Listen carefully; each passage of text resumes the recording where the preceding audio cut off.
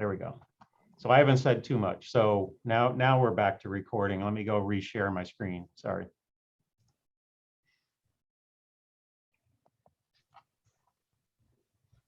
Is it back on? Oh. Do you guys get that back yet? We see you, You see me, okay. Try again here. and it says it's recording. Yeah, no, that's good. There. Here we go. There you we go. Okay. Oh, I didn't have to stop sharing the screen. Okay, I'm learning new things every day.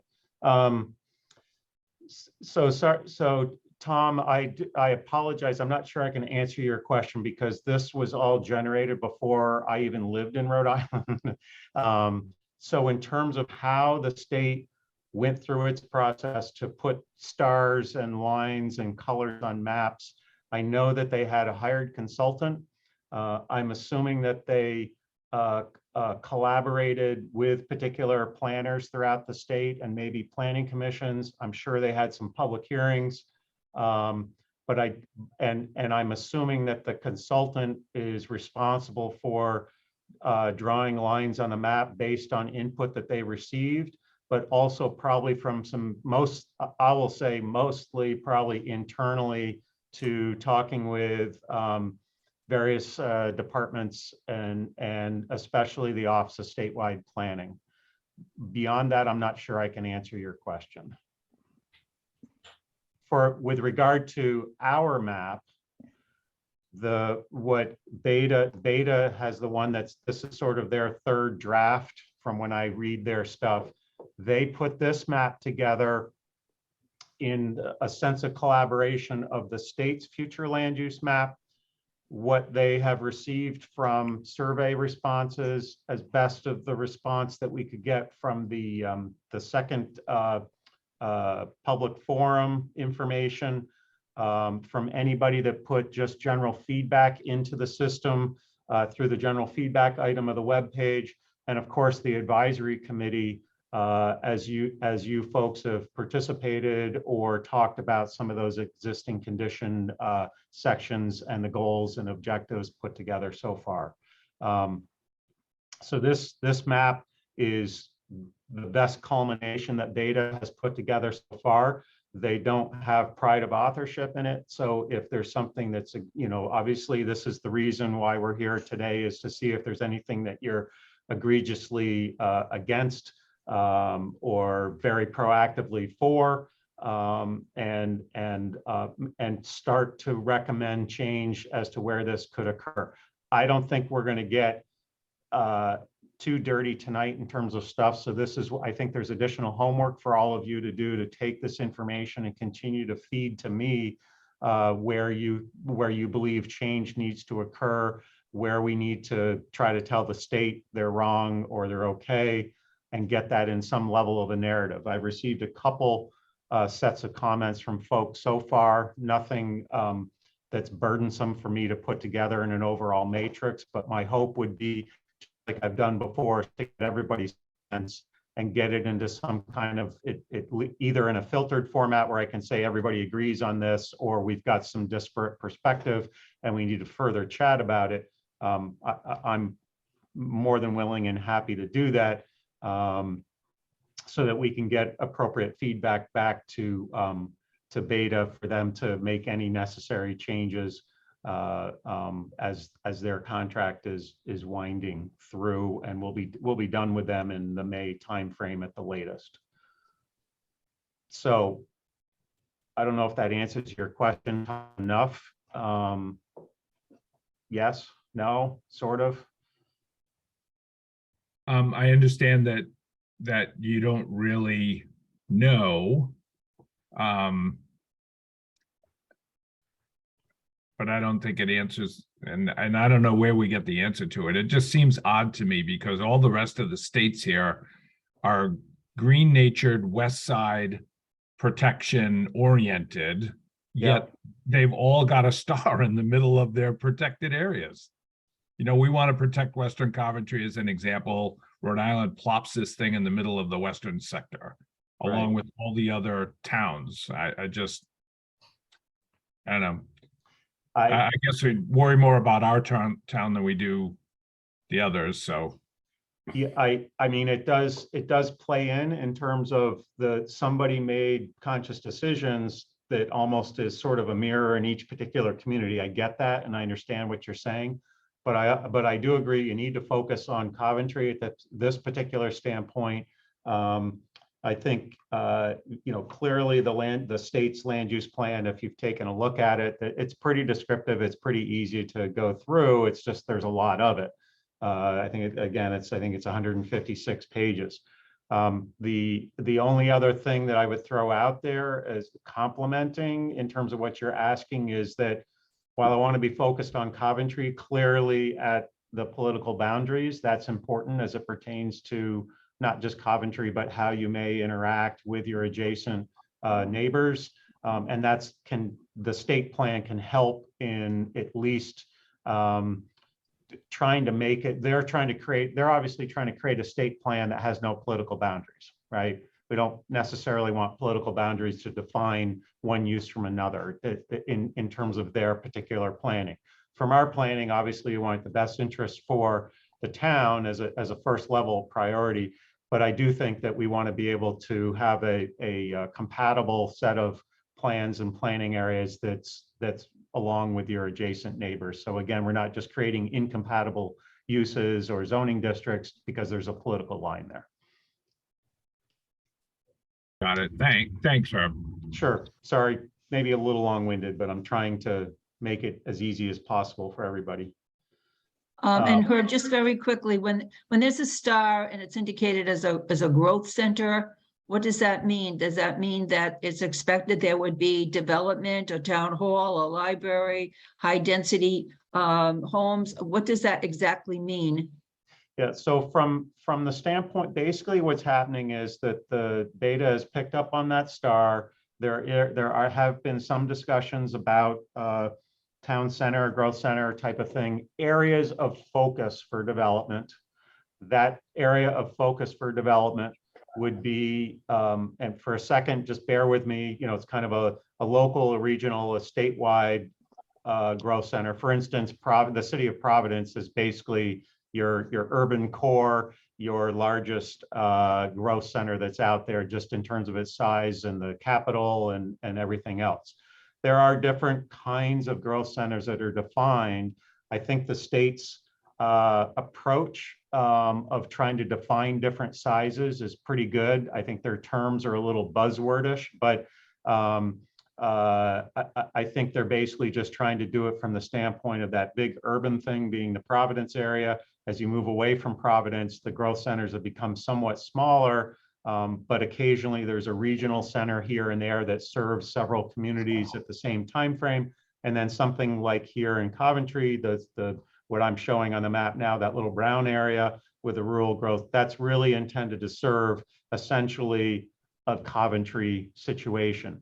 The kind of intensity, and this is where I throw back at you, and this is the kind of input that we're looking for. If we need to define what is that growth center if there's going to be one there. Do we want 4-story buildings there, or do we just want to keep it 2-story? Do we want no setbacks where buildings can just be sort of like the old Western things that we see in movies where it's just one big building but a bunch of stores in it? Or do we want some separation between some buildings, even though we're trying to concentrate some development in that area? And then the particular uses in there. Do we want it to just be kind of a residential growth center with a couple little stores in there? Or do we want to have a real sense of a true a little bit more of a village that is more traditional thinking of I'm trying to think of a good one in Rhode Island.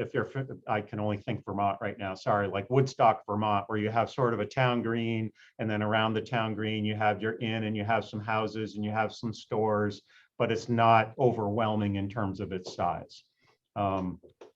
So that's there in terms of that. The definition with them is kind of a mixed use area. I would say that mixed use area would be kind of the equivalent of what we've done in our zoning right now along some of the Main Street, Tioga area, up on Flat River Road, just some of those areas where it's not really truly intensive and there's some mixed uses in there, but it's its flavor is for the area that it locates in. So they're serving the area in which it locates.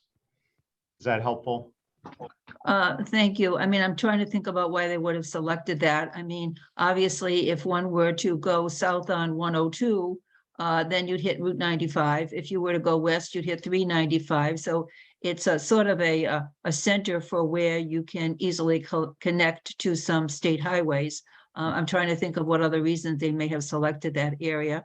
Yeah, I think it sort of goes back to Tom's question. I think that you see in any of the communities in Rhode Island that are on the western half of the state, you have the built up area of, the 95 corridor and going down to Newport type thing, where it's all pretty developed on the eastern side of every community. And then everything is protected on the left or the east side where there's a lot of open space. And I think if I had to guess, I think that for each of the communities, they tried to say, if we're going to protect some open space in here, we still need an area that's going to be kind of the center for folks that are in that area to go to with regard to some basic services and of interest. Yes, some housing and stuff in there. And it would be sort of a little bit of a target. So then they can offset and try to create a situation where you're not going to have pressures to build in the green and the yellow areas.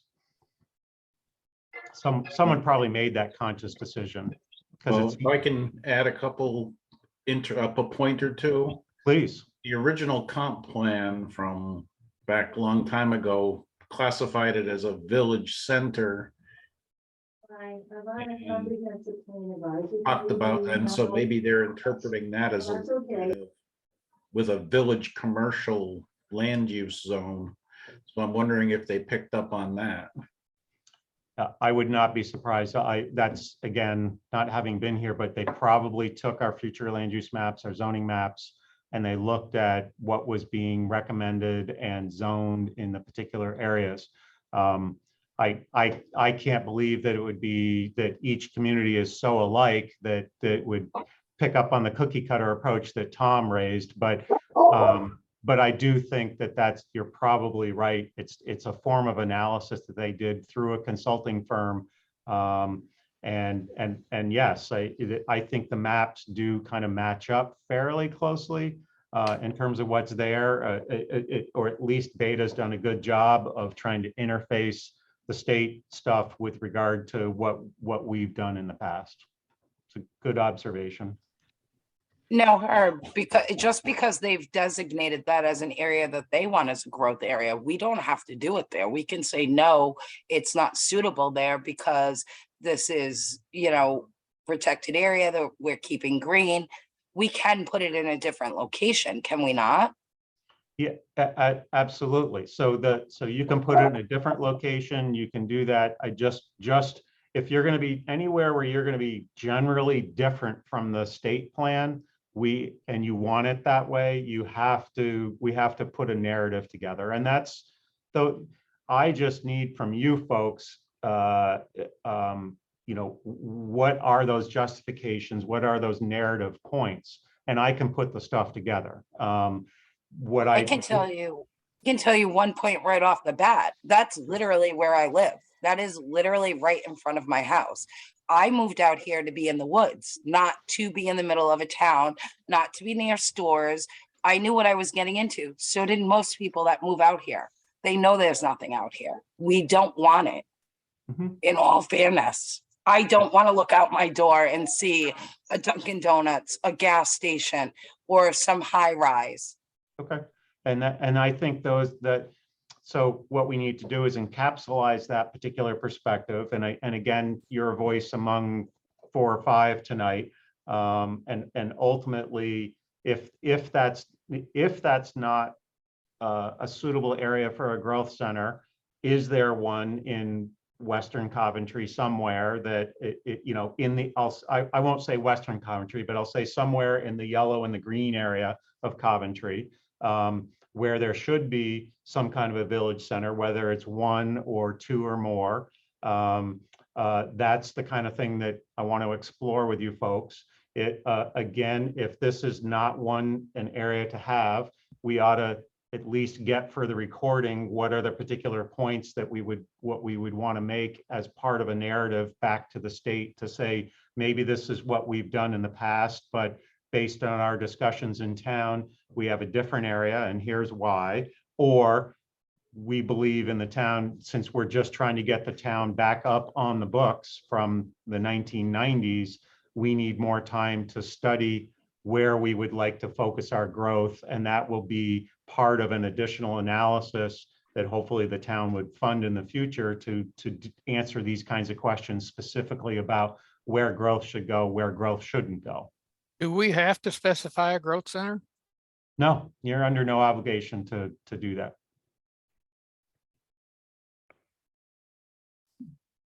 Can I The switch problem it up is to? that, sorry. No, go ahead, Ann. I'm just going to say that people in Western don't want growth centers, but people in the eastern part of the town don't want growth centers either. They already feel the encroachment of high density buildings, not much natural resources, not enough open space for them. Nobody wants anything in their backyard in this town. And so I think we need to be really thinking very carefully about, do we need a growth center and where is the best possible place? But everyone's going to say, not in my backyard. And so we have to really think about what's the value proposition for having a growth center. Now, remember when we first had this comprehensive plan advisory committee under Carolyn, with Carolyn Wells, I think, she had these open meetings. And one of the things that was a very common theme was that people wanted restaurants. I mean, they didn't talk about a lot about open spaces or services. They all wanted a restaurant in town. And I don't know if what else we would want in a growth center, but people have certain needs that they have, and they don't want to go too far to get them, but they don't want them in their backyard. So I think it's a real dilemma for us as a group to make recommendations because we know what people want, but yet they don't want it in their backyard. Thank you. Lisa?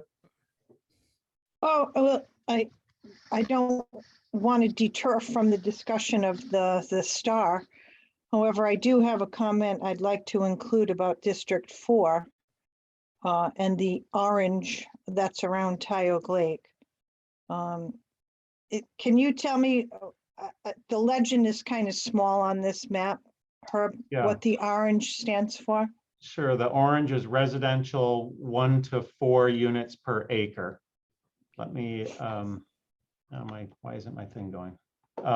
Sorry, I was trying to get to where we divided the map in half, but it still was a little fuzzy. So predominantly, you're going to see that that's really more reflective of the existing land use that's out there.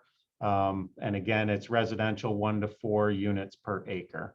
But So it does. my- This is My speaking. comments, oops, go ahead. No, I'm just saying this is speaking to future land use. So even though that's probably pretty reflective of existing land use, that is the future land use designation currently. So in the areas surrounding Tioga Lake, immediately surrounding Tioga Lake, they are not sewered. Correct. And they are much more dense than 1 to 4 units per acre. They're probably, most of the lots surrounding Tioga Lake are like 1/10 of an acre. So it's probably more like 10 lots per acre. And so as far as using this as a guide, it's distorted in that, it's saying it's 1 to 4 parcels per acre. And also, again, it's not sewered. Right. And that's, I think, other sections of future land use and existing conditions and everything we'll talk about the wastewater situation that we have. Also, this process that Beta is going through with us is interfacing with the town's facility, wastewater facility plan update. And both the consultants, both Emily and Laura from Fuss and O'Neill. Austin O'Neill, yeah. Yep. they're collaborating through this particular process, so that there are study areas like there have been in the past with regard to wastewater that they're looking at. So the idea is that we will have the appropriate interface between the two different studies. But I agree with you, this map it doesn't present the whole picture that we need to be looking at from that standpoint. There's a lot of wastewater issues that we need to take care of. There are existing conditions that, far exceed the orange that's there in terms of that 1 to 4 dwelling units per acre. I think that is exhibited in some of the existing land use maps that will come out that are similar to what we've had in the past plan. And I think discussed somewhat in the text that's been presented with the existing conditions. Shouldn't we be sure that this proposed land use doesn't conflict with current zoning anywhere? Sorry, ask that again, Larry. Shouldn't we be sure that this proposed land use map does not conflict with our current zoning map? I can answer that both ways. Yes, we want it to conflict in certain instances where we may be needing to update the zoning regulations, and therefore we want to make sure that our future land use is directing us in the direction in which we want to head. And then therefore I would do updated regulations accordingly to bring the zoning into conformance with the town plan, not the other way around. But there are areas where we may want to make sure that we do want to have current zoning reflect what we want our future land use to be. Again, to ensure that the zoning regs are in conformance with the town plan. The zoning is intended to implement the town plan, not the other way around. Great. And another comment, there are a number of what I would call infill projects going on, little tract developments like the one on Phillips Hill with 10 parcels and so forth. So in fact, the town is growing, but in small pockets, mostly tract developments and apartments. So apparently we have already agreed that that's the way we should grow. So this plan, if we want to continue doing it the way we're doing it, should, I think, reflect that kind of growth that's going on now. If the town wants to, I would almost sort of call it a form of creep, in that you have still sort of larger parcels out toward the western side of the community, and in the 5-acre zoning. So those larger parcels have, over the last 30 years, have been gradually getting smaller and smaller, while there's still a significant amount of open space and natural areas out there. If you do, as you know, Larry, because you're a GIS person, you look at the parcels in general, and they are getting smaller as the years go by, and gradually these developments are coming in that are taking up 3, 4, 5 different lots. So the creep of the development from east to west is and has been occurring. The question back to you folks is that what you want to see continue in town? That's one question, sorry, not the question. If you don't want to see that creep, you need to make some suggestions on how to either stop that, accelerate it, or you're good with it. Anne. I think that people do not want to see a creep. On the other hand, they do not want to pay the taxes that would be required of a residential community or a bedroom community. I mean, if they want to stop the creep, they're going to be willing to pay the taxes. Otherwise, they've got to be willing to set aside areas where commercial development can take place. And that has not taken place to a significant extent. So people have to decide, are they going to pay for what they want, or are they not going to pay? And if they're not going to pay, then they've got to expect that something else is going to happen, because they want benefits, they want services, they want the potholes filled in, they want their roads fixed, they want Johnson's Pond preserved, etc. but they don't want to pay the taxes. It's a big struggle. So you can't have everything. You can't have everything, all the services you're used to, and still pay low taxes and still keep out development, commercial or otherwise. Right, yeah. The bottom line is we have Summit General Store, which has already cut its hours because they're not having enough people there. Like, so we're gonna put more commercial in Western when we're not even keeping a general store busy. Like, no, that's not okay. Like, the growth centers need to be closer to the main town. Unfortunately, people moved out here specifically. I can tell you flat out, if that happens, we'll sell our house. We don't want to be near that. That's why we chose where we live. That's why a lot of people, and that's what you hear from people. If you ask them outright, they'll tell you, we live here because we chose to. We know we're driving 20 minutes to a store. We know that we're going to make our stops on our way into our area, to our neighborhood. I go into the center of town constantly on my way home. I go the long way so that I can go into town, grab what I need, and come back home. Like, everyone that lives out here, that's what we do. That's what we chose. So putting a growth area in this area is the absolute wrong place to put it. If you were saying, oh, that growth area was going to include farm stands, it was going to include perhaps wineries, those types of things.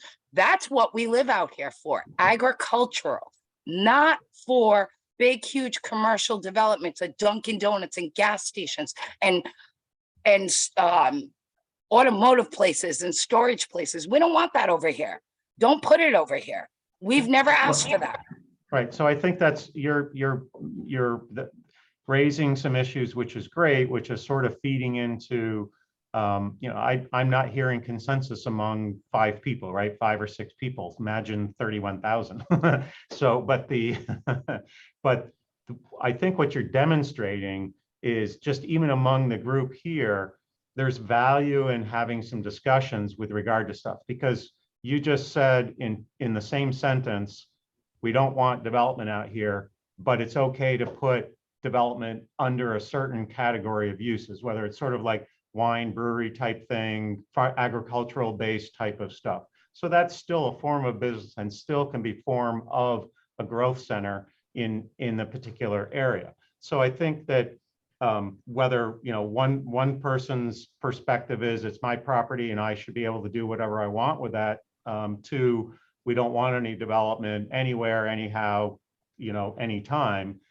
There is a discussion that can occur within there that is maybe focused in that area to say, here's an area, a topic of discussion that we need to have. We're not yet ready to say that this is the gold star area for Coventry, but it certainly is worth having some discussion about if there's going to be some either clustered growth or some kind of mixed use out in the area of the greens and the yellows, what would be appropriate, and having some additional analysis discussion, probably in a facilitated arrangement, where we can do that and see if there is consensus among folks. Because I'm sure there are folks in the same side that are living in the oranges and the reds that enjoy thoroughly being in the middle of every hubbub, but they also enjoy seeing the greens and the yellows when they want to go out for a bike ride or a little ride or what have you. And probably they would love to see a little agricultural store or a brewery or a winery or something like that that might even have a little restaurant inside of it.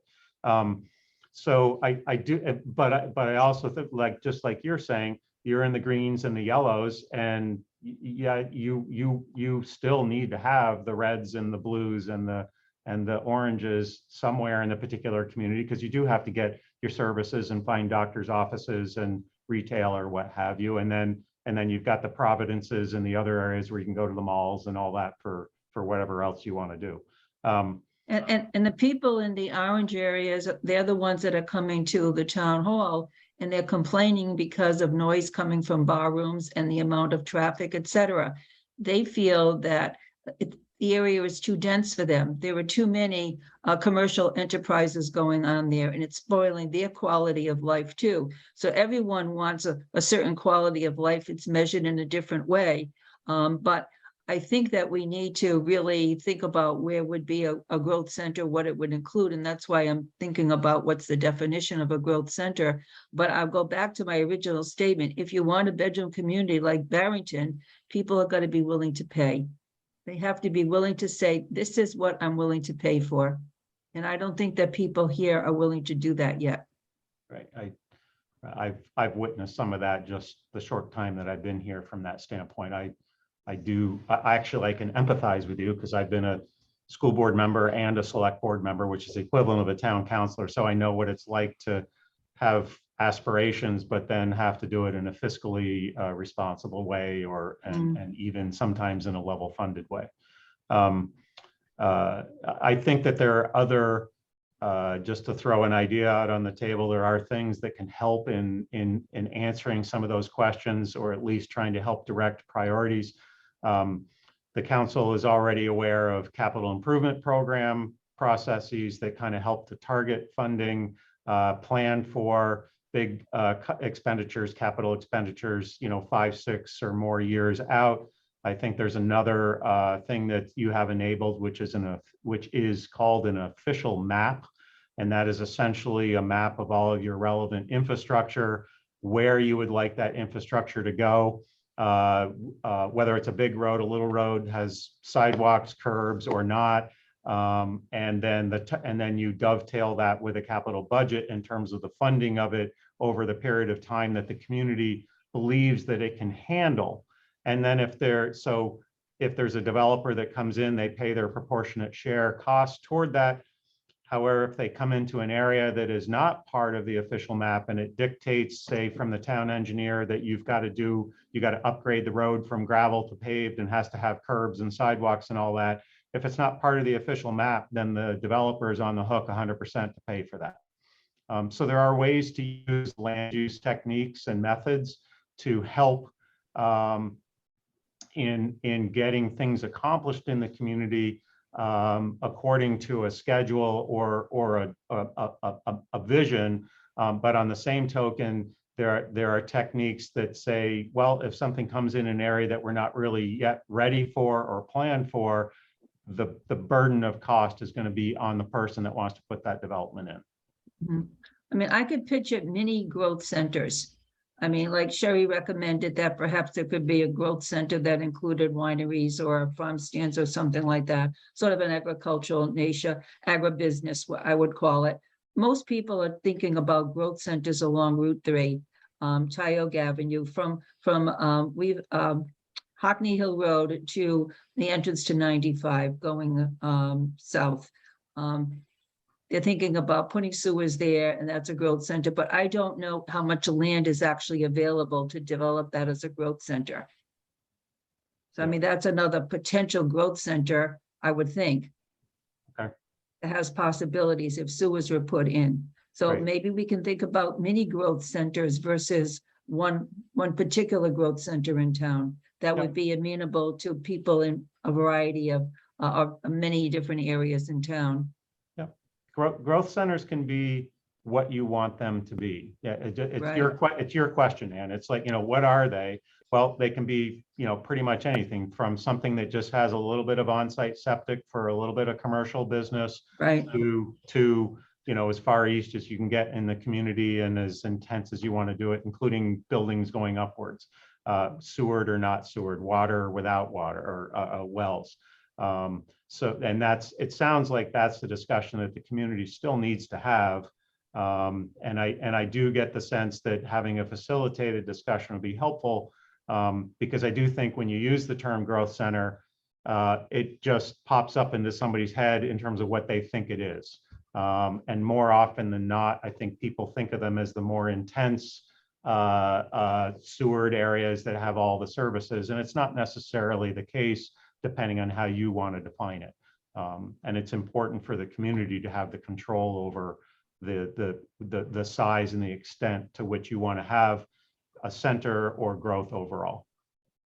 I remember when the first Dollar General came to town and people were rejoicing. Hooray, hooray, hooray, we got a Dollar General. We're bringing in commercial businesses and taxes. And then when the second one came in, the enthusiasm was a little bit less. And now that we're getting more and more, people are saying, what is this community looking like? Is this what we want our community to look like? A Dollar General on every single corner. And all of a sudden, people are beginning to think, what's their vision for their community? Is it one of Dollar Generals or is it something else? Yeah. Uh, Other, As a mapping person, I'm a little mystified by why we would be looking at a land use map like this and determining what we want to restrict and allow, when what we ought to be looking at is our current zoning map and asking, all right, what little pieces of particular zones do we want to change to allow farm stands or wineries or Dollar Generals or what? Because that's the map that's used to regulate everything, isn't it? yep, absolutely. It's another good resource to have. It's, you know, as a GIS person, having as many maps open in front of you is a good thing. So that, because you can make a more qualified discussion. That's the value of the overlays. And maybe there's, at some night, maybe there's something, you know, Larry, that we could do that it would be messy, but it might be overlaying the existing zoning map on top of this right here, just either in a, you know, this is color, and maybe the zoning map could be put in some kind of a grayscale format. We could see where things line up or not. That may be something to do offline or what have you. The other valuable piece that can be done to dovetail with what you're saying, Larry, is having a map that shows build out analysis. So you take your existing zoning map and zoning regs and you say, you know, what do you think you can do out here? And people say, well, you know, I can do maybe 5 acres here or whatever. But then when you show what you can actually do, people usually freak out a little bit, and then they want to back off what their existing zoning allows for. So that's another quality exercise that can occur. So I Another agree. thing that would be interesting is is it the planning board that approves like these tract housing projects and so forth? Is there a map of everything that they have approved in the past year or two? Because they're like, I can think of 3 or 4 across the town right now that are under construction. Yeah, there's, I've not created such a map from that standpoint, but it wouldn't be that hard to do just in terms of the last few years, what has been proposed, at least parcels that have been, you know, touched on and could be color coded based on, you know, 1 to 5 houses, 5 to 10, 10 to 50, that sort of thing. There are quite a few developments that are coming in, especially down in the southeast corner of the town in terms of proposals, including the Nooseneck and Hartney Hill roads intersection, Crumpton Meadows way in the bottom right-hand corner of the town, which is a mixture of affordable and fair market housing. Boyd Brook, I mean, I shouldn't take up the time just naming everything, but there's quite a few of them. I think we ought to make a map of those ASAP. Do others feel that would be helpful to them? I agree. Definitely. Yes, definitely. Okay, great. Then, Herb, I just want to make sure I have this right. A growth center can be what we determine it. It does not have to be, so it doesn't need to be industrial. It could be basically what we were talking about. We could say that it would only be wineries, farm stands. Like, we can actually limit that. And Sure. if we can limit that, how do we make sure that going forward, it's actually followed and people don't manipulate the comp plan to meet their needs? So I think the way to do that is either create some kind of a district for that particular area, or like an overlay district that can, I'm thinking about the zoning map, excuse me, So using the zoning to basically say, yeah, we'd like, we're gonna call it, you know, Growth Center Western Coventry or something like that. And then you have what's in our table of permitted uses in the zoning regs, you'd basically list what's a permitted use, what could get a special use, and then everything else is not allowed. And the permitted uses would be the types of things that you just talked about. Some of the special uses would be, well, it's not necessarily permitted, we might like it, but it's got to go through the zoning board in order to be approved from that standpoint. It needs a little extra pair of eyes on it. But I think, you know, if you guys had, if those are the kind of ideas that you think are good, what would be, you know, I would assign you with that, Sherry, to say, what is it, the type of uses as being a resident out there would be amenable to those folks, and put a list of those things together. How high, how intense, what would be the specific uses, that sort of thing. Whether they'd require sewer, not sewer, but more intense wastewater, you know, on-site septic or something like that. So that would be helpful as sort of talking points at least. I agree with everybody with Larry's point that you just agreed with in having some kind of a map of different things that have occurred out there, which sort of also helps to give a visual for what is happening to the town, because I'm sure with the things that are happening, you know, there's more orange that's going to move its way western, no doubt. There are a lot of parcels that are protected in town, as for instance, the darkest green, those are all protected parcels already. So those cannot go for development. Most of those are owned by the state of Rhode Island or Kent County Water Authority, or in some other sort of permanent open space situation. There are some, you know, clearly there are some open space lands and all that, but they are subject to the existing zoning regulations and potential development from that standpoint. This is the type of thing too that not only is it good to talk about where some growth should go, but Tom knows with the Conservation Commission and the Land Trust, there's some discussion that they should have as their groups and in tandem with each other about, okay, there are some areas that are green and light green and yellow out here. What are the ones that are the most important to the community to protect that may not be in protection right now, or need to be in the lowest form of development density that the town would allow. But when you do that, you also have to be cognizant of the property owners that you're affecting. A good example usually is if there's a farmer out there, the farmer isn't necessarily cash wealthy, but he's land wealthy. So the retirement of a farmer is built in his property. That's why you get a lot of farmers that sell off their property, because one, the kids don't want to take on the responsibilities of the hard life. And two, that's where the money lies ultimately with regard to the farmer's retirement. And so that's easy for them to sell. And what you need, so things like the Conservation Commission and the Land Trust are methods to try to find sources of income, revenue that can go to help offset the cost of what might be development to keep it in open space. So to raise my hand, when we do something like this, there would need to be a narrative similar to, there's a narrative for the village commercial district in the original comp plan that says the purpose of the village commercial district is to provide a land use category that will support a variety of less intense types of land uses. And I'll skip over a lot of it, but it says likewise, buffering access, landscaping, lighting, and signage will be compatible with adjacent residential uses and must be consistent with the village concept. So it kind of wraps a bow around the things that they're supposed to be doing in this area, and not just saying, okay, let's sprinkle in a gas station and a Dunkin' Donuts. Right. The town plan is going to be that overarching kind of document, vision, schmaltzy language, the bow, as you say, on the gift wrap thing.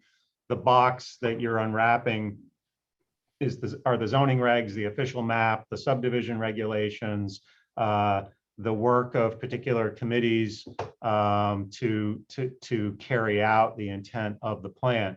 Obviously and if there are things that need a different color wrapping on them or bow on them, you know, it's hard in this community, just for what Ann had said, because there aren't a lot of people that participate. What has been on the books has been there since 1992, and I dare say even before that. You know, I look at the Coventry Crossing parcel at Nooseneck and Harkney Hill Road, and I go back through the plans, and it's been that same plan and zoning forever. And if we're going to be serious about identifying parcels to protect, we got to be willing to put the money where our mouth is in terms of that. And it just to come out and oppose something doesn't help the town.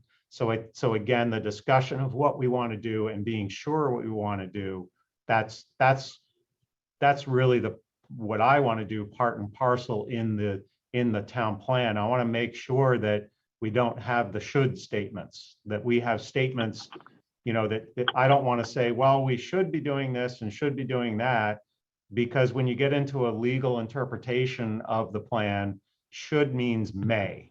It's optional. It doesn't mean, it's not mandatory. It's not a shall. And I'm not saying I want to turn the whole town plan into a shall document, but I think what we want to do is when we write the specific language of the plan, we want to be grammatically sure of what we're writing so that it is giving us that true guide that in terms of the direction that we want to head in. So I agree with you, Bob. Right. And one thing, the more I've been focusing on this land use map and the urban develop area, if everybody takes a minute and looks at it, you'll see that inside of that from jagged red border is a lot of orange, but almost none of that red border touches the orange, and it goes out into the yellows and greens. So it's basically their map is already creeping urban farther out from the urban area of town. Correct. They're essentially anticipating there's going to be some additional development. I don't know if people understood that, but this being the orange area, you have this kind of area in here that is got, well, you can't touch that, but in here, these are areas that they sort of said, well, there's going to be some, you know, there's got to be some room for growth, and from our outside of our urban core boundary. So that's a good observation, Bob, because that frankly, that's a copycat thing from Oregon. Yeah, they put in the creep, and And this the only this thing is you've Ann. got, oh, sorry. Oh. Go ahead. Oh, that's that's you, Ann, I'm on sorry, the phone?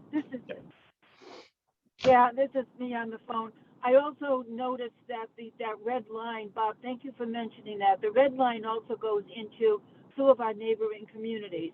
And I'm wondering what kind of plans they are having, ideas they are coming up with for development in their areas, which are adjacent to ours.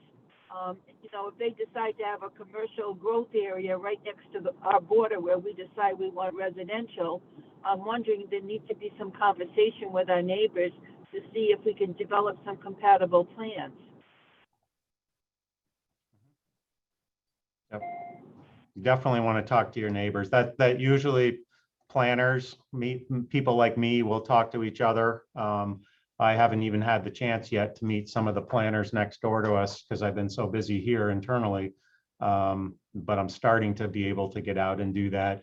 And sometimes it might be worth having a joint planning commission to just have these kinds of discussions as well, or even a joint town council meeting to talk about issues and how you might be able to do shared resources or something like that. It's a good idea. I want to revisit my orange area, if you will. Yes. Do I need to document that to you that I'm not in agreements with the 1 to 4 parcels per acre because it's already way beyond that? I think that could, so, yes, please. So anybody that has particular forms of issues or wants to get some points across, I think just get those things at least in bullet format to me. Try to be specific to the map. So it's easy to focus in on the gold star, right? Because there's only one there. So if you have issues with regard to the star, give me some focused input from that. With regard to places like Orange, where you do have there's a lot of existing development that really is the true, undertow to the whole thing. And where you may have some disagreement to say that basically says, well, that area is pretty much built out already, probably at a higher residential density than 1 to 4 units per acre. We should probably either change the legend to be more reflective of that. But the caution I throw back to you is this is the future land use map. So if we're going to change it, if we're just going to change Orange to be more reflective of existing, and there are areas in the Orange that are not of that level yet, you're basically endorsing those areas in Orange that are maybe, are that or less than that, and you want to elevate it up. You're basically saying, oh, we need to change zoning so that it accommodates whatever, 5 units per acre or whatever it is. So I'm just throwing the caution to the wind to say that what you're throwing at me, just be sensitive to the fact this is the future land use map and what you would like to see as growth for that Orange area. Is that making sense, Lisa? It does. It's just, I guess I'll say it's annoying to me that it's so distorted. Yeah, It's not accurate. right. And so I think, so maybe this is, maybe an alternative is to basically say as part of bullets that you throw at me would be to say, we need to make sure that our existing land use map is accurate about the density per parcel or dwelling unit from that That's standpoint. fine. Okay. So we Yeah, can I have will- so we have a better appreciation of the future land use map and what it represents. I will absolutely document that and send it off to you. Okay, great. So I have another question. Why can't we say the growth centers are in those areas that they're saying are gonna spill out anyway? If that's what they're already foreseeing happening, why wouldn't we use those as the growth center areas? I'm not sure I understand that, why we wouldn't do that. So are you relating back to Bob's question or observation? Yeah, where this is, where the orange lines come out and it's saying that's gonna be the spillover area. Well, if that's the spillover area, why wouldn't that be considered your growth center? Because that's where your growth is supposedly going to be. That's clearly within I'll say the general description of the urban growth boundary that they have it. What they're trying to do in effect is to draw a line in the sand, and they're trying to make it a line in the wet cement, right? It hasn't hardened yet, but they're trying to get it in the wet cement so that it still has some movability to it, but they are trying to make that a hardened line so that ultimately the state as a whole can claim success that says that we have a clear delineation between what is the built environment versus the non-built environment. That's what that red line kind of, in a very generic, high level, broad brush description of that line is, if you look at the state's definition. They're trying to make that definition. They do recognize that there are different categories of use within there. It's fair to say exactly what you're saying, Sherry, but the other part of the undertow is to say, okay, great, we recognize that's where the state sees the urban boundary, but us, town of Coventry, that may be well and good because that's where most of our existing development is and the zoning accommodates it from that standpoint. But even though outside of that line, we want to see predominantly yellow, green, and dark green, there are a couple areas that we would like to have designated for areas that have I'm just going to use the term appropriate uses, densities, intensities from that standpoint, despite the fact that they're in more of the area for open space, green space, and the like. That's the debate that the state effectively is demanding by drawing a line on the map. And I'm sure it was hard enough for them to draw the line just for the state as a whole. But that's really what that line does, is it's forcing communities in the state and regional entities to have a discussion about growth, where it should be, where it shouldn't be. Sherry, can I just say, to play devil's advocate, if you lived close to the red line, you might also say, no, I don't want a growth center there. Put it out in Western Coventry. We got enough over here on the eastern side. Yeah. Yeah. and No, then there- Lisa, I can agree with you 100%. I was just wondering why they would make a separate one if they're already saying that's where it's going to spill over and develop. I didn't understand why they would then choose somewhere else. That's a suggested use, right? That's, Yeah, they've gone through their, they've gone through their I process. agree, yeah. And, you know, the other, I agree with you, Lisa. People, go ahead, Ann. it's hard to speak on the phone because I don't know who's talking. My apologies for interrupting people. Lisa, I agree with you. People are going to say not in my backyard. I always Right. thought that one of the growth centers might be the center of New England. But the people who want to go into the center of New England, I heard a presentation and they don't think there's growth in retail stores. They think more about putting in housing units.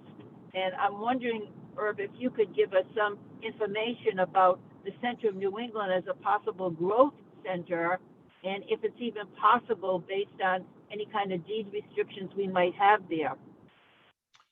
I think in essence, unto itself, as originally envisioned, it's a form of a growth center. Whether you call it a growth center or some other zoning district, you know, that's up to you as or a future land use district.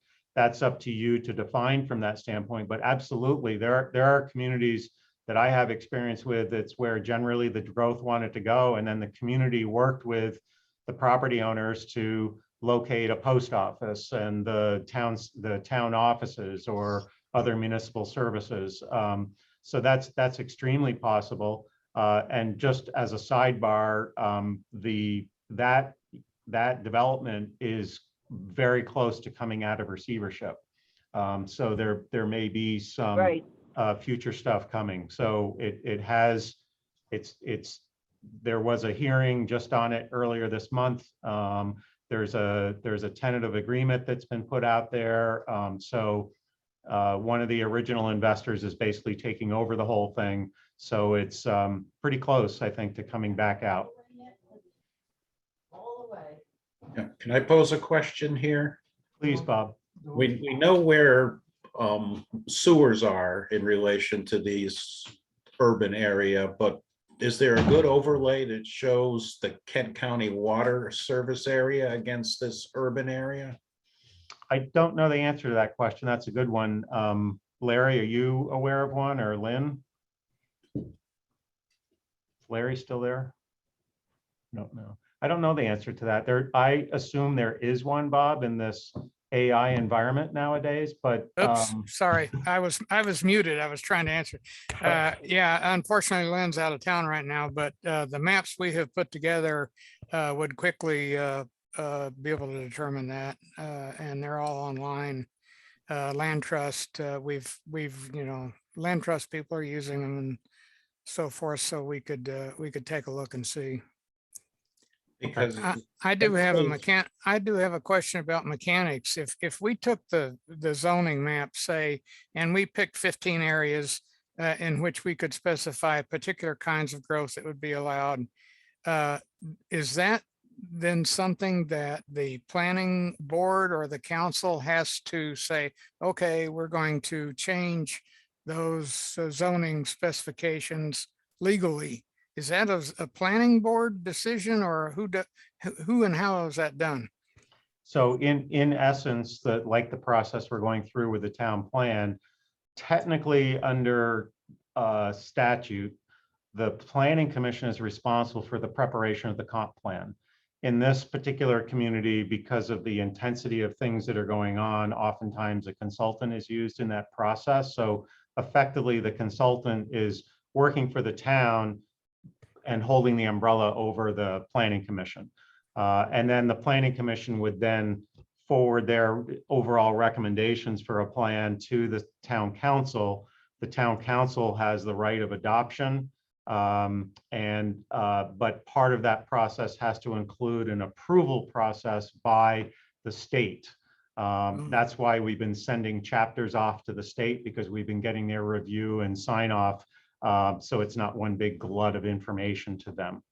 So that's and that's usually the case in at least any community that I've ever worked in, that the planning commission in tandem with the planning staff are responsible for preparing the plan, going through its public hearing process, getting it all ready to go, giving it to the council. The council has a couple of public hearings, and then once they're satisfied with the plan in its entirety, they adopt it.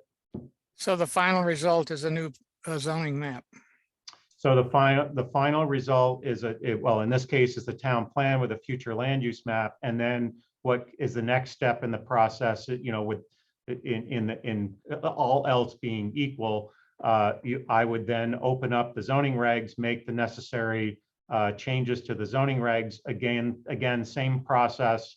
The planning commission technically is responsible for that. It gets forwarded up after public hearings, forwarded to the council, and the council does their hearings and adoption process. Oh, okay. It's not it's easy to say, it's a lot more difficult to carry out.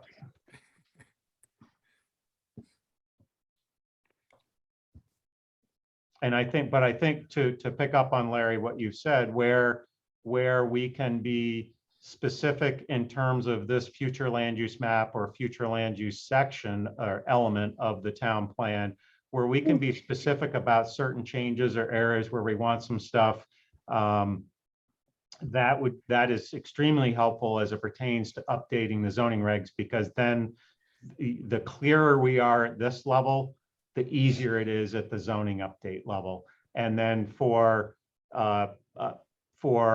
boards like the planning commission, the zoning board, the courts, to have specific language and clear language, clear delineation, it makes those quasi-judicial and judicial processes work a lot easier and a lot more effectively.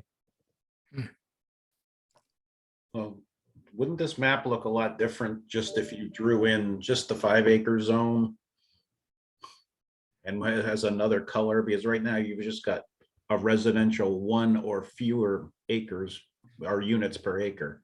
So the red, possibly, I'm just looking, sorry, at the legend. The orange is the residential 1 to 4 units per acre. The dark red is 5+ units per acre. And the, I'm just trying to, and then the yellow is residential 1 or fewer units per acre. Right. So you red is, sorry, go ahead. Yeah, so you just got 1 or fewer, but if you were to put, Oh, I see what you're saying. Yep. 1 per 5 acres and drew that into this map, this whole map would look drastically different very quickly.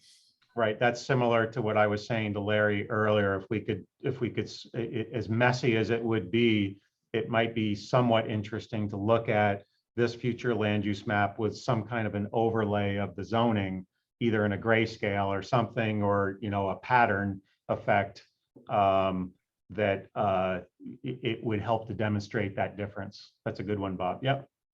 And I don't know what anybody thinks about this. I've been stewing on how to, look forward and what's working and what's not working. And I'm not sure even 5 acres is working to preserve the western end of town. And I was originally thinking that maybe we needed to creep it up to 6 or 7, but I'm thinking, and this is probably the first time to hear it in public, but maybe it's time to actually propose something in a 10 acre zone as a way to try to preserve the western end of town. It would be interesting to then see the different parcels in the western side. How many parcels are 20 acres and how many are 7? I know I don't have any clue how the land I is just wrote broken that down. down. Yep. Yeah, I just wrote down it'd be good to have a nice map that sort of has different categories by color or whatever of different, parcels that are 1 to 5 acres in size, 5 to 10 acres or what have you, just to give you a visual image of what that looks like. And Uh-oh. I wish I Oh could, my God. and then whether we could do that from say 30 years ago to today, Pretty bad. where you could see the change, that would give you the perspective of creep. But Pretty you've got- easy in GIS. Yeah, Yes, but you've got the opposite end where you've got a bunch of non-conforming adjacent lots with the same owners. I personally know one piece of land or an area of land where there's 4 lots, 3 with definitely the same owner and 1 with an owner and a child. So between the 4, it's 85 acres of land yep, with Yep. basically 1 landowner, but yet it looks like 4 lots. right. Yep, and I get that. And there's others like that, there's, on one that I know of where the owner just bought another 40 acres. And they're purposely manipulating the ownership just to make sure it doesn't get brought in as a, non-conforming or lot of non-conformity with the abutting properties. Yep. Yeah, I think just to take a second here, the hard part of tonight's discussion is that the town really hasn't had this true discussion for quite a few years from that standpoint. It's important, a priority is to get this darn comp plan up and adopted from that standpoint. And yet there's a lot of discussion that still needs to occur despite that priority. And somehow we have to draw the line in the sand and say, what is the best foot forward that we can put right now so that we can get a plan adopted, but cover our bases enough that we have enough action steps within the plan to say, we're not yet resolved on local growth centers and even where that urban boundary line really deserves to be until we have some additional analysis and discussions in the community, including say things like maybe a consultant doing some charrettes, blah, blah, blah, blah. And then understand that what we're doing right now is trying to create a plan that is the next sort of the planning process has to evolve almost generationally. We got to get something back on the books so that we have something to talk about and to round the edges in the future or be able to be more sharpened pencil can point something out on the map and say, this just really doesn't work based on the discussion that we agreed on. We need to make the change, amend the plan and make the change in the zoning or whatever. And that's the focus that would be helpful coming from you folks is I still have to keep this on target, right, to get a plan done. But I need to be accommodating to your voices and what's important to the community. And that's where it's very helpful to have those basic narratives come in so that we can make the delineation where we can. If we can look at this map overall and say there's a level of satisfaction to it, but for in these couple areas, great, let's sort of move forward with it, but maybe we can round the edges or tweak a little bit on those areas that we're uncomfortable in, or at least create some language enough that it can be held in abeyance until we can have some of those future discussions, at least as it pertains to conformity with the state plan. And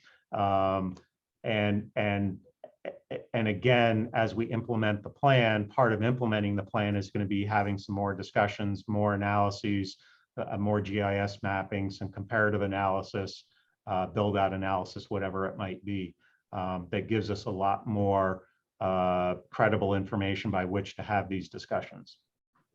That's kind of the direction I'm sort of trying to push in tonight, because I knew turning on the mic tonight that this is a tough exercise, and to do the town's future land use in 2 hours, not attainable, right? Not attainable. But if we can put some benchmarks in, or at least put some pins in the map about areas for future discussion like we have with growth center stuff. That's going to be really helpful to me in Beta in terms of trying to pull this together. Herb, do you usually see towns that are as diverse as Coventry, where one end is entirely different than the other? Oh, yeah. Yeah, this Yeah, is, this, I've dealt with this before, throughout my entire career. That I will say the only difference is that this is the largest community I've worked with, even though they have their own planning staff, is Burlington, Vermont, which is about 50,000 people. So maybe a little bit bigger, but not really. They have this, not necessarily so much this like draw the line down a third of the map and over here is built and the other side isn't. They still have that same sort of stuff, but it's kind of like pockets. And then there are other communities like the city of South Burlington, where it's very much like this. And you have a contradiction within their own planning and regulations, where they say they used to call what we call Western Coventry, they called the Southeast Quadrant. It was a traditional area of farms and all that sort of stuff. And they wanted to protect it, and their plans always talked about that, but yet their zoning would allow development. And finally, it started to catch up with them. But every single time they did their map, they would still say, we want to protect the traditional heritage and stewardship of the agricultural lands. But then it winnowed down to saying we need a network of green paths and a connection of communities so that we can retain that. But in between all of that were 150 unit housing developments that, as soon as that farm sold out, the local developer, Bob Snyder, would pick it up and he'd go and put his 150 units of housing in there. So there was a real dichotomy of discussion and planning versus zoning that was going on. They wanted to protect it, but they were just letting it go to whenever the farmer sold out. And now they sort of have control of it a little bit better, but I think the damage has been done. I mean, if you look at if you can find aerial photographs for South Burlington, Vermont, just, go back to the 70s and look at what the southeast corner of South Burlington was like, and then pull up today's Google Maps, and you can sort of say, oh yeah, this is creep here. Their creep was faster. Yeah. They really suffered from the 80s and the 90s growth. But this is not uncommon. And there's, again, just like I've said, I've mentioned a couple different states' planning law. This red line of urban growth boundary, that ain't nothing new. That's copycat from Oregon, but probably with, it's with the interpretation and the slant of Rhode Island in it. Plagiarism is legal in planning. So, it's from the standpoint of, if we can learn a lesson from one community, it's okay to, either not go in that direction or to copy something that works really well that seems to make sense for another community. You just got to change the name to protect the innocent. Remember the old Tom Lear song, plagiarize, let nothing evade your eyes. Yep. So are there, let me ask, I know we've had a lot of general discussion here. For me, it's been very helpful. I'm assuming it will be helpful for Beta Group with Emily in helping to, try to come up with some of the stuff, but is there general, I don't know if you can affirmatively answer this tonight, but is there any kind of general agreement about what's on the future land use map? I mean, are you in agreement that, say, the urban boundary line is in a generally good location? Is that too hard of a question tonight? Well, I think it's kind of hard to say, because it's green space in there. Like, that's kind of open. There's some open space in there looking at the land map, this light green. So now, Eston wants to stay the way it is, but I also know that listening to other people that I have friends that are in that area, they don't want to lose any more than what they have. So why are we creeping out? Why can't everything remain within its boundaries? I mean, most of that is getting built up. There's a lot of old mill buildings, things like that in there that could be, there's a bunch of abandoned buildings in that area that can be removed and built up into something else. Why are we taking new areas and creating new things when we have the area already designed? Shouldn't we be using what we have? Yeah, it's a great, I'm a big believer of infill development, brownfield development, all that sort of stuff, so that why use new tracts of property when we can adaptively reuse older ones? Take an old shopping center and turn it into something. It kills me to see the Citizens Bank derelict bank there over on, what is it, Nooseneck or Tioga. It's to me, that's begging to put something in there, because there was something there that was viable at some point, and we've had further growth in the community just in terms of population. So why shouldn't something be, why shouldn't that area be attractive to something? No doubt. So is there a way that in doing this process, we can make sure that that's in there, saying like, hey, before we approve any more new things, we need to look at the old stuff and revamp that first? Is there a way to do that? I mean, legally, I don't know if we can, but it's just a thought. Yeah, there you go. Did you write that down? I didn't write it down. You're recording. I'm just teasing, but that's a good example of, in a difficult discussion tonight, not being able to get specific, but to have a general policy action that basically says, before the town's priority of development should be first on infill and adaptive reuse of older, underutilized areas of town that are already zoned for such activity, in order to help protect areas that that are, should be retained in open space, green space, or whatever, or what is that level of protection? Sure. Herb, I can write that one all day long. So, yeah.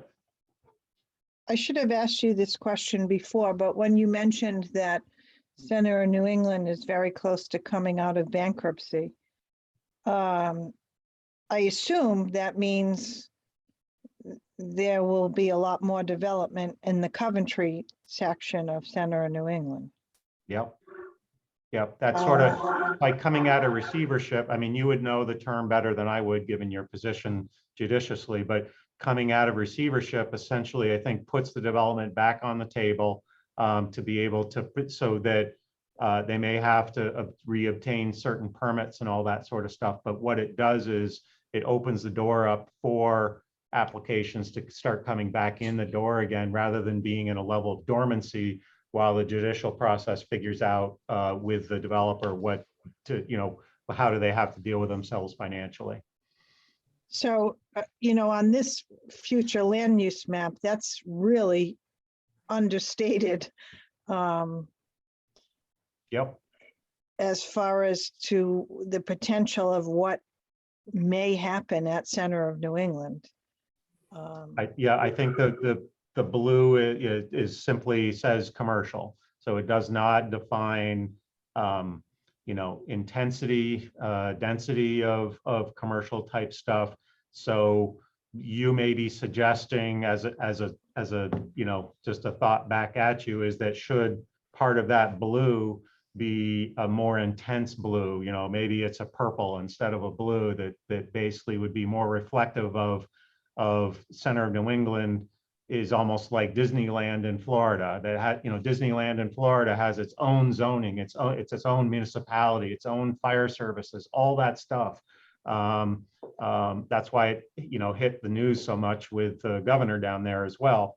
But Right. In this particular instance, it's almost like it's its own little area unto itself, given what has at least originally been planned for that area, and warrants special attention potentially as it pertains to zoning, unlike the other blue areas in town along Tioga and all that, which are more traditional commercial types of activities.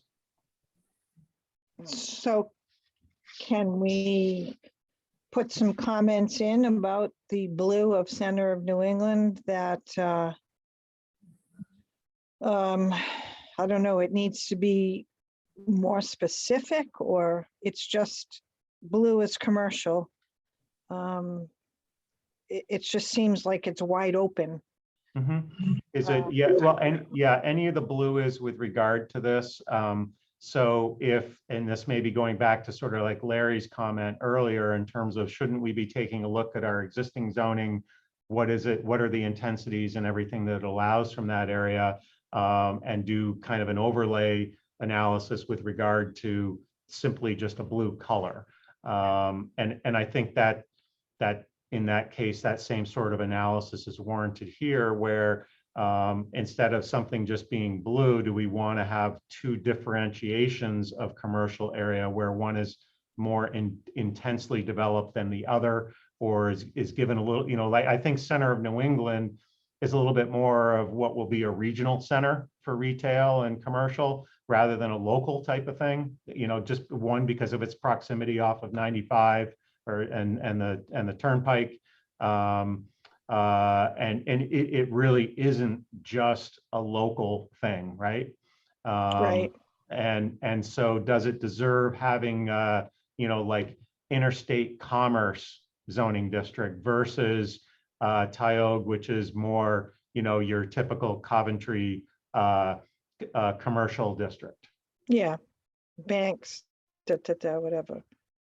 I'm looking at the zoning map now on my other screen here, and if you look at that red line just to the west of Johnson's Pond, down below there, where you got orange on the east side of Johnson's Pond and yellow on the left side, the zoning boundary between R20 on the right and RR2 goes right down the middle of Johnson's Pond.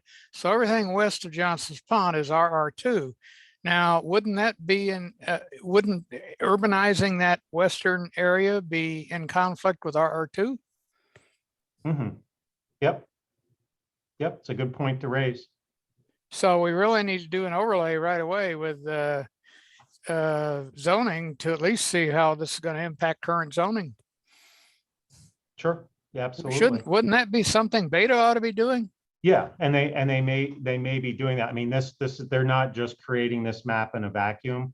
They've clearly had a bunch of other things that they've been looking at and analyzing, and including those kinds of things. I think a lot of this exercise is derived in trying to accomplish a couple things at the same time frame. One, it's dealing with consistency or conformity with the state future land use map, which we need to do, and at the same time frame, giving you a first look at a draft of the future land use, and then also asking you to comment on the future land use for Coventry despite the state future land use. I can, you know, if you want for a second, if you want me to stop sharing this screen and then we can put the zoning map up so you can sort of see if that would help anybody. You have to unmute, Sherry. I'm not good at this. I just have one question. The area that is the dotted green line, I did not understand what that was supposed to be because I could not read what it actually said even when I blew it up.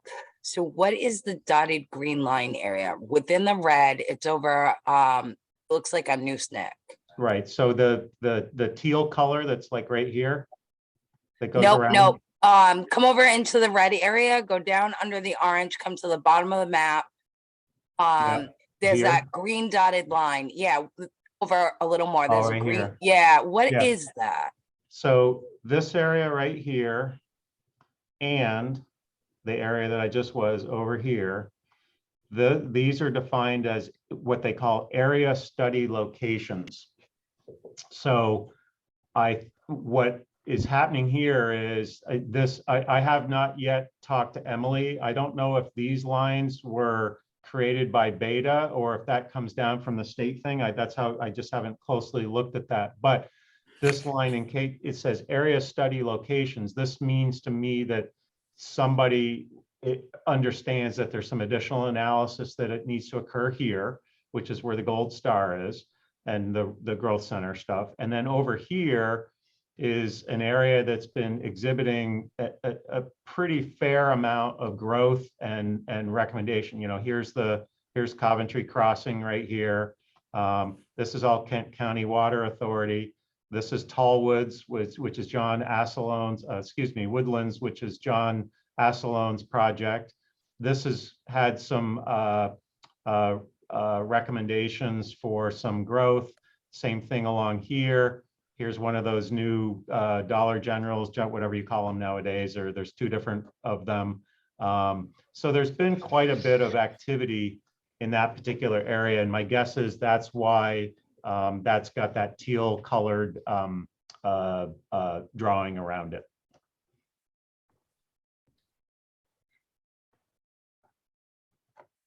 Thank you. Anything else? We're at 6:43 right now. So technically we're going to go till 7, or if we're kind of winding down, I'm happy to end a little bit early. Were you going to put up the zoning map, Herb? Oh, yeah, sure. Yeah, before you do that, there's Yep. one question. If you look at center New England and the blue zoning areas, Yeah. then a little bit north of it, there's another blue zone that's kind of Right there. commercial. And I have no idea what that is and how it can be commercial in that area. I think that's the backside of the center of New England. That's what I was trying to figure out. Yeah, because is this the area where the bridge has to go? I can't remember which way it goes, but the center of New England is going to, as you know, goes all the way over to Hopkins Hill Road. And there's the section, oh, there's my cursor. So there's obviously the pretty intense mixed use type of stuff in here with regard to commercial, some residential. I think even there's some industrial parcels in there. And then there's some more residentially type thing on the other end that hooks up with, as you know, that's already built out with regard to Hopkins Hill Road. But there's also some vacant land out there before there would be that bridge that has to go across the waterway there. Right, but this is like, it's commercial land that's buried in a Residential. away from Hopkins Hill Road and away from Arnold Road, somewhere in the middle of nowhere land, that it's not really connected to center of New England. Yeah, I'm trying to, I need my aerial imagery up there so I know where I am. Again, my apologies. I'm trying to learn Coventry as fast as I can, but this is one of those ones where I don't have a picture in my brain. Or is that an old sandbank, gravel bank? I'm looking at the aerial. That's a mistake, I think, because that's a sandbank, big old former gravel pit. Okay, so this is the other part, because this is Hopkins Hill right here, right? So Yes. this is where center New England comes in, and then it's going to cross over to here. Okay, all right. So all right, an old grass. So I don't. But is that zoned industrial? Well, let's call up. I'm going to stop sharing my screen, and then Larry, do you want to share your screen with the zoning if you had it up? Oh, All right, let's see. Not a very beautiful map because I just grabbed it real quick. Let's see if I can do that. okay.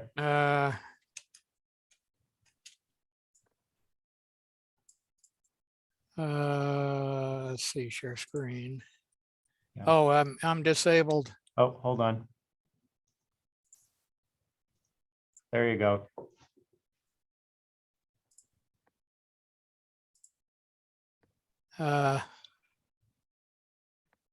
Share. It's not giving me a choice.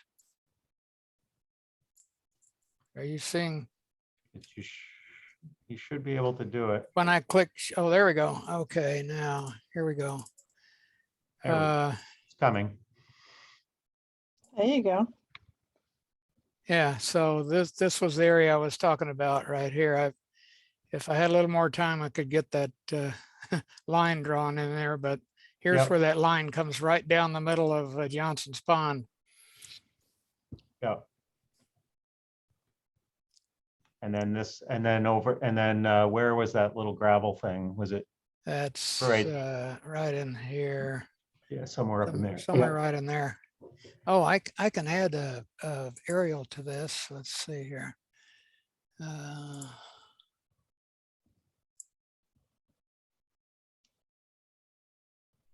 already have it.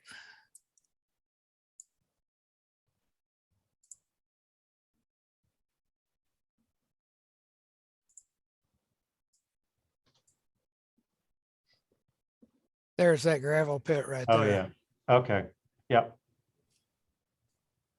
So I don't know why, that's something that happened before my time. I don't know why. Let's see, that whole zoning is business, Business park. business park or whatever it is. Yeah, it's a form of business. So they kind of have its own, it looks like it sort of has its own recognition. I haven't dealt with BP before, so that's all done as a function of probably center of New England. But the land use doesn't show the whole thing. It only puts the gravel bank as industrial, but it doesn't take the land use all the way out Yeah, to. all this stuff here doesn't Yeah. do that. Right, And that landfill is just right here. So all of this is not classified the same way. right. Yeah, and that landfill's about to be smattered with solar panels. Good place for them. Yeah. Good use for it, yep. Yep. So if someone wants to, whether it's Lisa or Larry or, collaborate on that particular area in terms of how we might want to reclassify that. It looks like there's 2, 3, or 4 different future land uses for that area that's currently under zoning, really almost one district itself. And should that whole area be sort of that interstate commerce type of business district or mixed use district, or should it stay in the couple different forms that it's in on the future land use map? I'd love some input on that. Well, it seems to me we ought to find out exactly what Beta's doing as far as correlating land use and zoning. Yep. Yep. I have to follow up with Emily after this meeting anyway. So, If there's not much happening there, Lynn and I could meet with you to put together maybe a little project to get something more useful. okay. Cool. That'd be awesome. All right. Other questions, thoughts, issues? Larry, what is this gray section here? I don't know if you can see my cursor right here. Yeah, he can't see your cursor. so- Right. Okay. To Right here. the, on the east, no, on the eastern side of Lake Tioga. It Oh, here? says, yeah, Let's turn the satellite back on. That's the. Oh, isn't that a new development? is Yeah, that the that's- village at East Shore? Yes, that's the, which one is that? That's That's Bob, Asselon's, that's John Assel, that's Paul yeah. Sprague Ave, Paul Sprague Ave. Okay, yeah, Yep. And that was the reason why it's gray is it's now got the planned residential development designation, planned development designation. So I don't know what that is, but- it's technically still in that R20, but it's weird what the town does here is that if they approve a planned development, they quote unquote change the zoning for it. Really something like the planned unit development should be overlays in the zoning, not individual districts like that. But that's a learning curve that Coventry has to go through that, the impossible takes a day longer.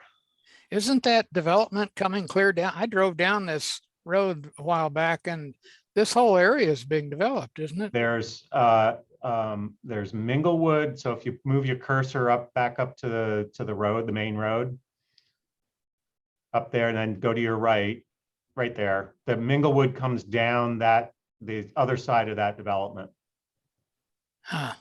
So those two, yeah, it goes down where the green area is, up where those two little developments are. But there's still a lot of vacant land there. Yeah, there's the Minglewood has been built, and then East Shore at the Oaks at East Shore, which is a Bob DeBlois project, is wrapping around the Tioga School. Yeah. And then Paul Sprague is the one that we just talked about. John, drawing a blank on his name right now. John Twarg has a open space parcel in there that literally goes all the way from Arnold Road down to I can't read the name, but the road way down at the bottom of that green parcel. I know that Bob DeBlois is very interested in that parcel.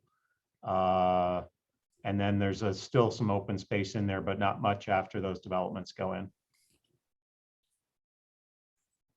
Something There, for. there still seems to be an awful lot of possible legal infilling possible in this town. I think there still is. There are some areas that are what, as you know, the term is unsuitable for development based on natural constraints like wetlands, buffers around those things, slopes, soils.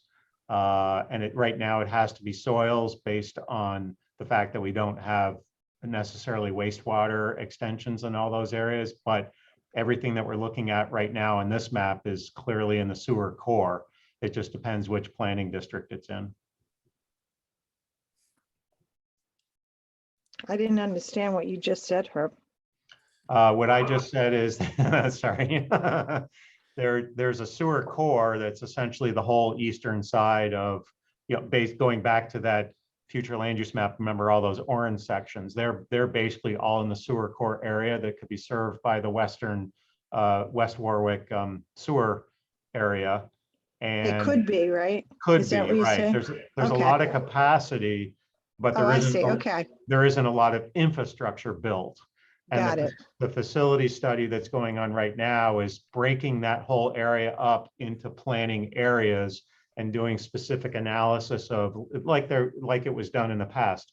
Yeah. Soils, actually income levels based on census information, cesspools around Tioga Lake, that sort of thing. So they're trying to establish priorities for either using ARPA funds or other Right. funds to do that. Yeah, so That's Fuss and O'Neill's yes, project the that Fuss you're and O'Neill referring thing, to. right. But it's not to say that there couldn't be some infill development without sewer in some of those greened areas. But it's the soil capability to handle on-site septic. Yeah, So Herb, what about these PDs up here? Like these two, are these old developments or brand new or what? Let's see, where are we? Is that which? That's all. Well, this is Route 3. Yeah, So is that This is that Reservoir Road going up there? Yep. Yeah, so Reservoir Road, if you, the area where you're looking at, there's a lot of mobile homes up there. And then on the left-hand side, the other side of the road from Reservoir, right in there, that's the Tallwood stuff. That's all the John Asselone development. And there's up by the Flat River Reservoir where the green space is above. No, go to your left. Down to your left. Right there. That's the phase of Tallwoods that's being built by John Asselone right now. So that's a whole bunch more housing that's going in there. even clear down to here, because most of these are town owned. They are all tax sale. When I did my study of town owned properties, most Yeah. of these are owned by the town for tax sale. Yeah, there's definitely so you're in so that's over on the what do they call it, America Way and Something Villa. yeah, there's definitely that whole area right there that's owned by the town, but up above is John Asselone's Oh, yeah. third phase of Tallwoods. Yeah. Yep. But it'd be nice if the town would dispose of, get rid of all these things.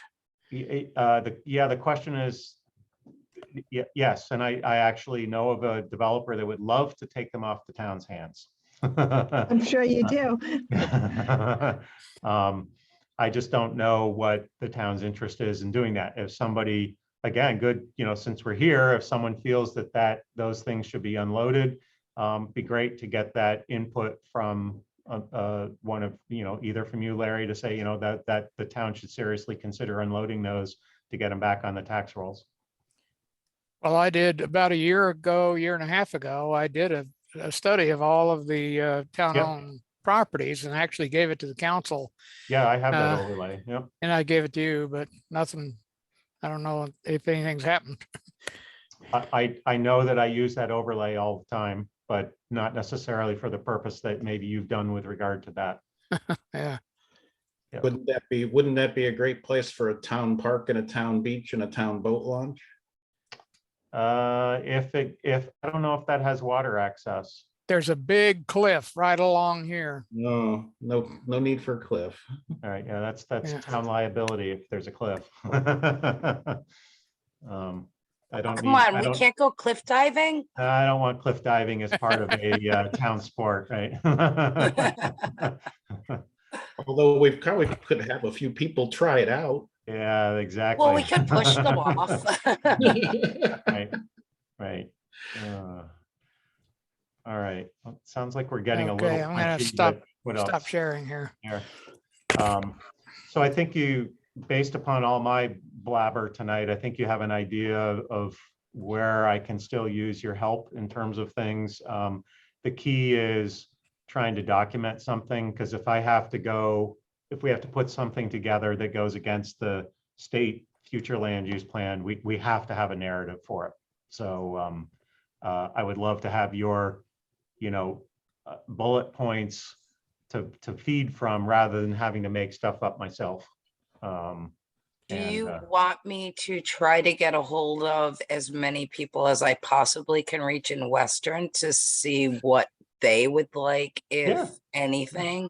Yeah, anybody in that little brown square where the gold star is, yeah, I'd love to get some general insight from folks. I would just ask that you try to do it from a proactive standpoint rather than a gripe or Oh, no. I that would sort of just basically say, hey, listen, we're working on the comp plan, we're looking at areas of growth, and we're trying to figure out what type of growth we'd want to see in Western, which I know I'm going to get told none, but I'm going to be like, do you want to see, I'm going to be like, do you want to see wineries? Do you want to see breweries? Like, what types of things would be okay to expand in here? Do you want to see the farm stands on the side of the road? Like, give me some sort of feedback as to what you want and what you don't want here. Sure, that'd be great. If I can be of any help, in attendance or something, just let me know. Okay, absolutely. Thank you. If Yeah. Dunkin' Donuts wants to put a shop at Summit, do we have the legal ability to prevent it? You can't say no to say a specific business. What you have to think about is, what is Dunkin' Donuts? It's typically a single-story building with a drive-through, some level of parking. They locate in XYZ locations, intensity, density type stuff. Is that the type of business? Put the name aside. Is it that type of business? Do we want to have drive-throughs in an area? Do we want it one story, or do we want it 2 stories where there's commercial on the first floor and an apartment on the second floor? That's sort of the way to answer that question, Larry. But just to say no to big boxes or a particular name brand like Dollar General, you can't do that. You have to more assault what they typically look like or have as their particular facilities, and then try to zone either against that or try to create zoning that is more proactive about what you want to encourage. So if we prohibited franchisees, for example, we would probably get sued. Is that, Yes, good. That's a very good way of putting it. Right. oh dear, But Right. using some of that's the scary. Yeah. Right, but using some of the creative words where likewise landscaping, lighting and signage must be compatible with adjacent residential uses and maybe expand upon it to, show a rural character. Right, Dunkin' Donuts wouldn't want a rural character signage. right. And it's, Dunkin' Donuts likes to have, 5 signs all around their building, and even the in and the out is lit up, but it says DD on it or whatever. And it's, you want to create your zoning so that, well, if a Dunkin' Donuts comes in, they get 1 sign and they can't do all of those facade improvements that they do. Matter of fact, the reason why I raised that is if you look at the Dunkin' Donuts in front of Dave's, they've just renovated their whole place. They come in looking for signs and all the facades and stuff.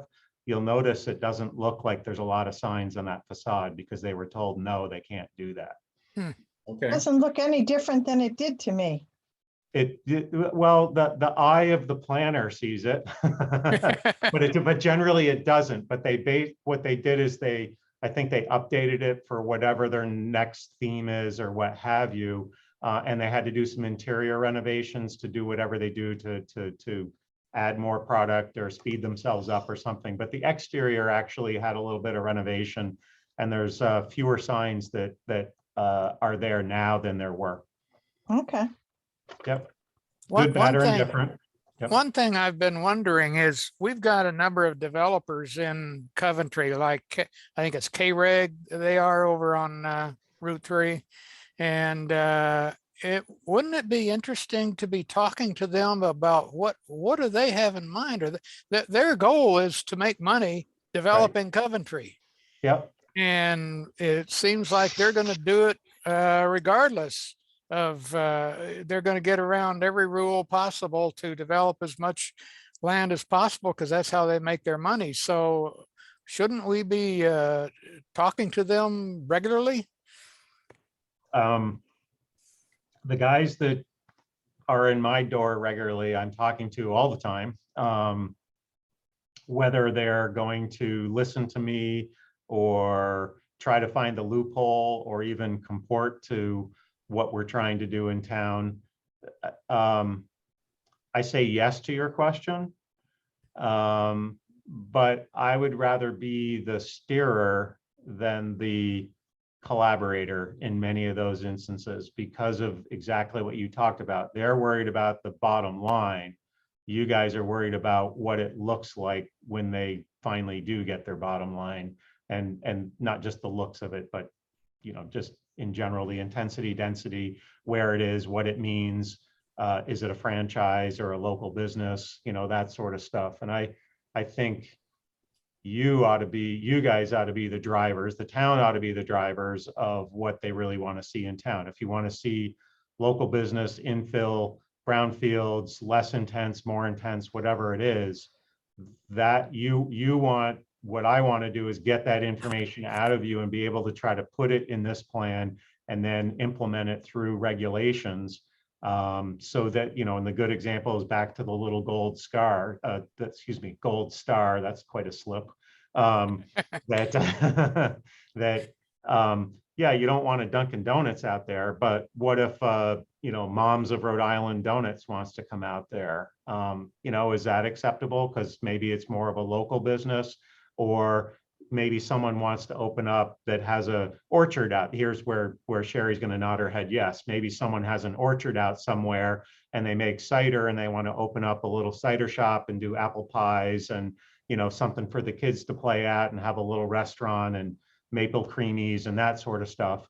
That maybe that's more in keeping with it. So it still sells products that you can find in other areas that may be a little bit more franchised, but it's based on a local orchard or something that's a little bit more Rhode Islandish or Coventry-ish that makes it acceptable. So how are you going to write those regulations or this plan to entice that to go in there while sort of discouraging it from being a Dunkin' Donuts that sells cider and donuts and similar product, but not what you want out there? So we've got to be proactive and identify what we don't want where. So we want to tell the developers, don't even think about it. in Yeah, for sure. certain things in certain areas. Yeah, I say both ways. I say, you know, we don't want any more Dollar Generals. What we want is maybe, I don't know, a local hardware store, right? That's owned and operated by somebody local. You know, it's doing, you got to do both sides of the coin, the things that you really don't want and the things that you really do want. Good. Okay. What's our next step? So the next step, I would say, is to essentially pick up from tonight and my email to you in terms of trying to get stuff out. And if you could put some stuff together, get it to me, I can try to put it in a matrix, or at least get it over to Emily so they can continue to work on this stuff. Obviously, this is being recorded, so Emily's team will be listening to this. That's why a couple times I was asking, not pointed questions, but at least trying to make sure you were saying something that they, if it doesn't get jotted down right, that they can hear it and they can, with their planner expertise, can pick up on what you're trying to say.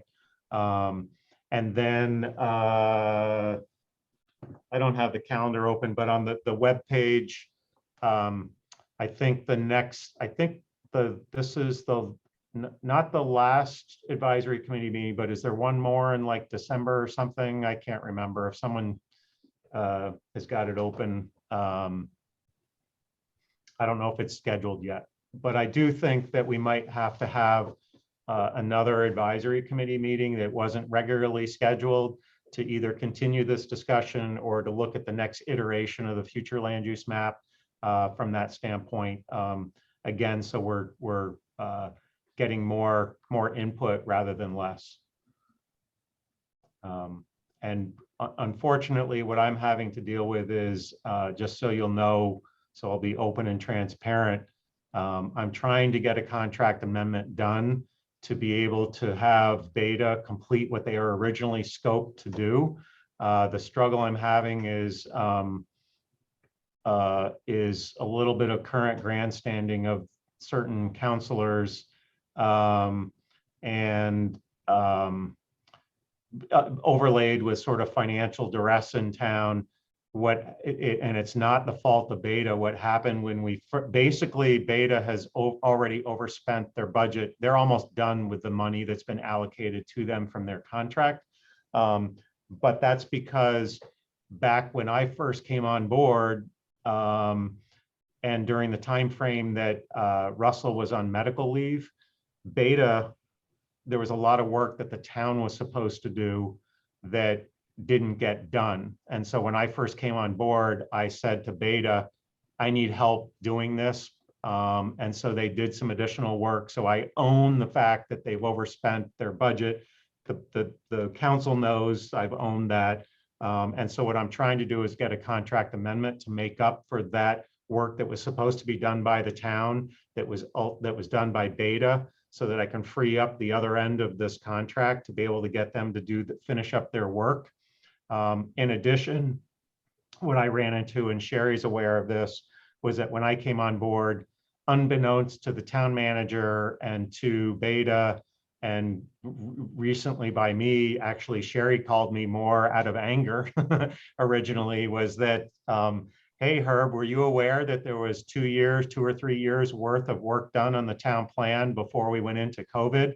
And my jaw hit the desk and I said, what? And, oh yeah, we had a whole bunch of written stuff and everything. So I spent an inordinate amount of time with Emily, getting that information to Emily. There was a whole host of information they did not have, nor were they privy to this whole process. And so it necessitated extra work by Beta to incorporate that into the process. They almost had to sort of like restart their process based on the information that was there.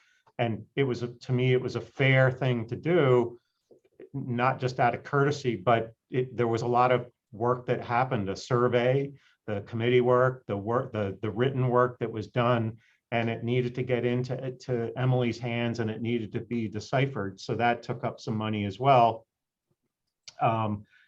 Beyond that, Beta has been on target, on schedule for everything that they've dealt with. And what I've been trying to do with Ben is to basically negotiate a contract amendment with them And we're kind of in agreement with Beta. I just gotta convince the council. I don't know if Tom's still not on anymore, but Tom witnessed the meeting that there was a little grandstanding on when I was trying to put the amendment through. It's hard to get things passed when people are up for reelection, or there are some financial issues going on in town. So I get their perspective, but also the town plan is one of the most, if not the most important document in town. And I think it's worth overspending the $150,000 total budget by 20 grand. Yeah, that's a chunk of change for an individual. It's not so much a big chunk of change for the budget as a whole. We do have the money in ARPA funds. We do have the money in contingency funds.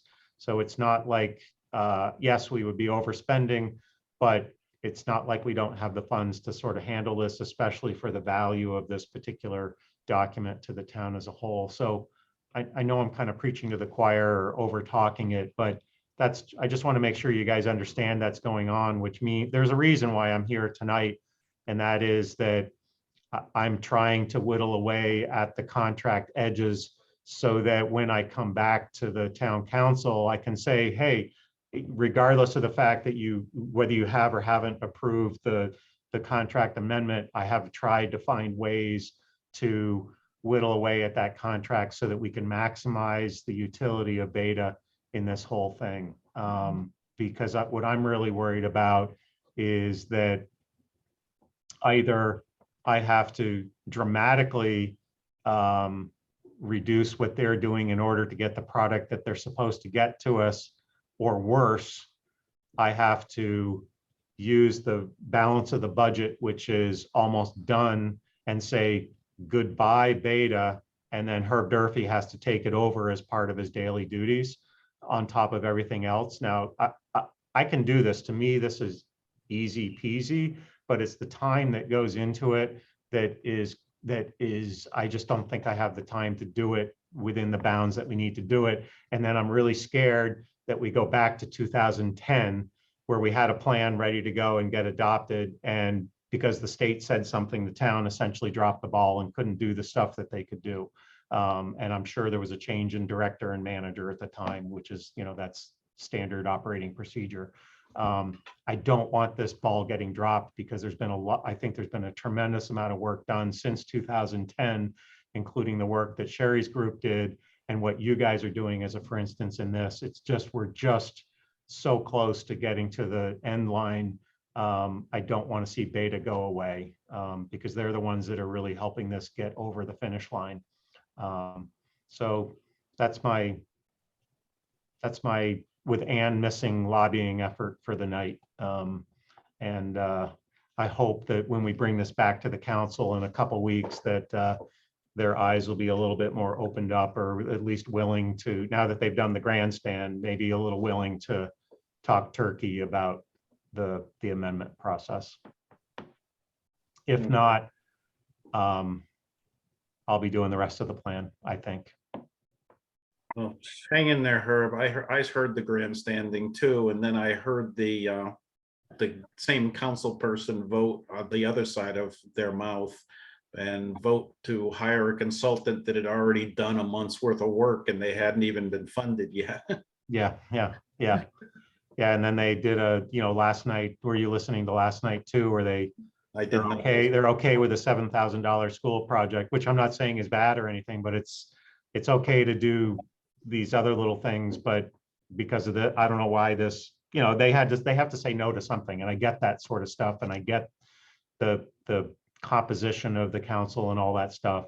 I don't know if we're going to go forward, backward, or stay the same with the new counselor coming on board. If last night was any indication of what's to come with the council, everybody hold your breath and hang on. It's going to be a great ride. It was not pretty last night under public comment. So, well, let's see what happens with Wednesday night's council meeting. Yeah, that'll probably even be worse. So yeah, it was, so it was it makes you appreciate what civility is all about with regard to what Anne brings to the table, and at least her attempts to try to maintain civility and all that. So I hope the rest of the council can pick up where she leaves off on that. So. And then I also hope that Dave, is it Dave or John? Dave brings, I think Dave brings a lot of new perspective and all that, which is important for the community, but I hope he does it in a different demeanor than he did last night. Okay. Yeah, anyhow, so thank you very much, guys, for hanging in there for this time frame. Yeah, we're a little over now. This is being, you know, as I said, it's recorded. It's going to get off to beta. We'll see what happens from that. If you run into counselors, encourage them to approve the amendment to beta so we can keep them on board and keep this moving forward.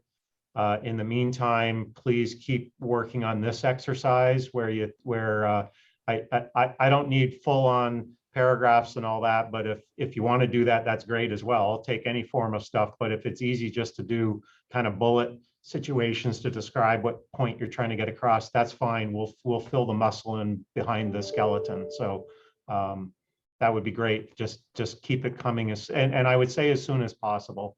Now I don't want to say, give it to me in 2 weeks. Literally try to work on it in the next couple of days and get it to me, hopefully this week or next week. Because I got to keep beta on schedule as much as I can, and with the holidays coming up, there's a ton of work that I'm dealing with, and I got to fit this into my process as well. Got it. Will All right. do. All right, thanks for your Thank you, time, all. Norm. I appreciate it. Good night. Good night. Night, everyone. Good night.